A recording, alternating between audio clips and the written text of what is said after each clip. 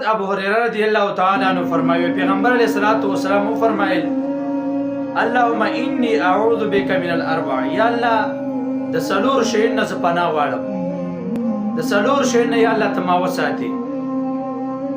اول شی وی فرمایل چې من علم لا ينفع یا الله د هغه علم نه مې وساتي چې کوم کې زما لپاره فایده نه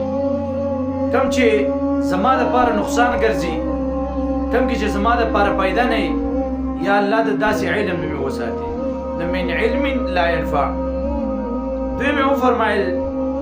من قلب لا يخشع یا الله د هغه زړه نه مې وساتي چې یا الله کوم یریږي نه او بل حدیث کې راځي په دې ټول جسم کې یو ټوکړه ده چې کله دغه ټوکړه صحیح شي نو ټول جسم صحیح شي او الا وهي القلب او څه شی رسله دي نو پیغمبر علیه الصلاۃ والسلام فرمایل اللهم انی اعوذ بک من قلب لا يخشع یا الله د دې زړه مې وساتي چې کوم زړه ستانه نه یریږي کوم زړه کې یره نه یا الله د دې زړه مې وساتي درې مې فرمایل من نفس لا تشبع یا الله د دې نفس نه مې وساتي چې کوم مړیږي نه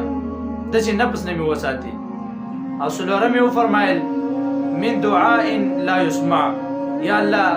د داسې دعا نه پس پناه غواړم ستا سره چې کومه دعا د قبلېدو لایقه دی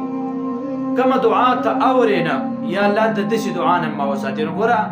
دا څلور مین اشیا دي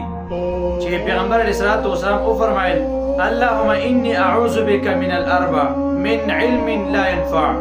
ومن قلب لا يخشع ومن نفس لا تشبع ومن دعاء لا يسمع